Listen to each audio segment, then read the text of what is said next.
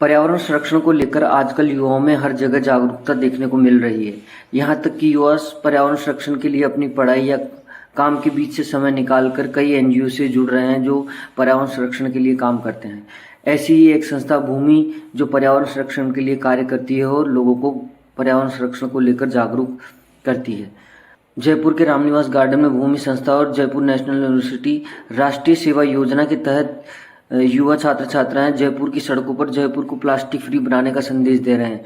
छात्र इसमें प्लास्टिक के वेस्ट मटेरियल से किस प्रकार से प्रोडक्ट बना के प्लास्टिक को किस प्रकार से उपयोग में लिया जा सकता है यह लोगों को दिखा रहे हैं। इसके बारे में लोगों को जानकारी दे रहे हैं और उनके सामने ही वेस्ट प्लास्टिक मटेरियल से घरेलू सजावट के सामान, पानी को संरक्षित करने के लिए प्रोडक्ट्स, पक्षियों और जीव जंतुओं के लिए उनकी आवश्यकता की सामग्री, चीज़ें आदि बनाकर उन्हें संदेश दे रहे हैं, जिसे देखने के लिए काफ़ी संख्या में लोग झट से जुड़ जाते हैं और वह भी पर्यावरण संरक्षण के प्रति जागरूक होकर प्लास्टिक मटेरियल से सामान बनाना सीख रहे हैं। 1907 में अमेरिकी वैज्ञानिक लियो बेकलैंड ने प्लास्टिक की खोज की थी। इसे दुनिया में एक वरदान की तरह देखा गया, लेकिन यह आविष्कार आगे चलकर पर्यावरण को प्रदूषित करने में एक बड़ी समस्या बन गया। अब इससे न केवल मानव समाज बल्कि पूरी दुनिया में इसका खतरा बढ़ते जा रहा है। आज शहरों में वेस्ट प्लास्टिक की समस्या बहुत अधिक तेजी से बढ़ रही है, जिसके चलते सरकार भी इस पर लाखों रुपए खर्च करती है और प्रचार प्रसार के माध्यम से प्लास्टिक की समस्या को रोकने पर काम करती है और साथ में लोगों को कम से कम प्लास्टिक वेस्ट मटेरियल को किस तरह से उपयोग करना और उसे वापस रिसाइकिल करने के लिए भी जागरूक करती है। भारत जैसा देश हर साल लाखों टन से अधिक प्लास्टिक कचरा पैदा करता है। प्लास्टिक को रिसाइकिल करके हम इसका उपयोग कर सकते हैं।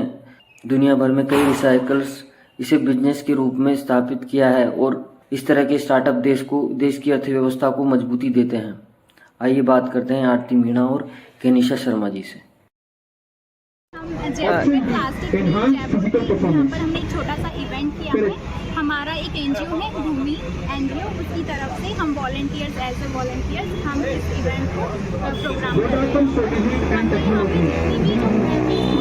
तो हमने वेस्ट मटेरियल से कुछ प्रोडक्ट बनाए हैं, जैसे प्लांट इरिगेशन सिस्टम हो गया या फ्रेम, फोटो फ्रेम्स हो गए हैं और ये जैसे बर्ड फीडर हो गए, ये सब सामान हमने बनाया प्लास्टिक और हमने यहाँ पे कुछ लाया है और उनसे कुछ एक्टिविटीज करवाई है। और हमने प्लास्टिक फ्री जुलाई चल रहा है, तो प्लास्टिक फ्री जुलाई में हमारा मेन मोटिव की तरफ से ये है कि हम यहाँ जितनी भी प्लास्टिक है उसको रिड्यूस करें, उनको किसी और रीयूज करें।